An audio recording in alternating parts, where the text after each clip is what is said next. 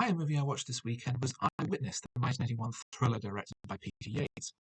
It's the story of a janitor in an office building in New York who has a fractious relationship with one of the tenants there, a businessman who, during his time in Vietnam, sold secrets to both sides, attempting to play them off against each other. And the janitor, being an ex-marine, has a dislike of him.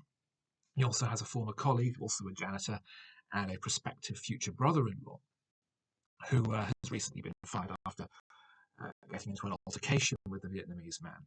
Suddenly, the Vietnamese man is found murdered in his office, strangled with a telephone cord.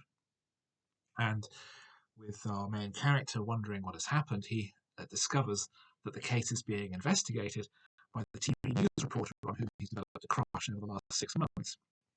He teases her with knowledge of the case and gets her to see him on dates while she tries to get information out of him, while also she is pursued by the man to whom she is supposed to get married, played by Christopher Plummer, as part of a relationship intended to raise money for a charity to help Jewish refugees get out of Soviet Russia. As you can tell, it's weirdly very complicated. It's not a particularly great film, but I did find it interesting how cleverly it was structured. Every little detail that's seeded earlier in the film, every casual line of dialogue or little character element is paid off very nicely. It's mentioned that the reporter character goes horse riding, and so they have a very cute date where she's riding a horse through Central Park and he's riding his motorbike and pretending as though it's a horse bouncing up and down. That then actually becomes relevant towards the end of the film.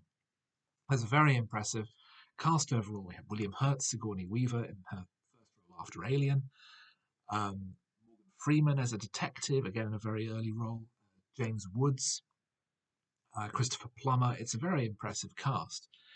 It's seemingly a largely forgotten film. It doesn't really stick out in any particular way. It has a certain Hitchcock element to it, of the romance, of the wrong man investigation, of the set pieces and suspense elements wound in. So I can imagine this being an early 80s Hitchcock style homage, although it's not as explicit as, say, the works of Brian De Palma. But overall, although it's not a particularly exceptional film, it's certainly an effective one, a well-structured one, and a genuinely surprising one in some of its resolutions.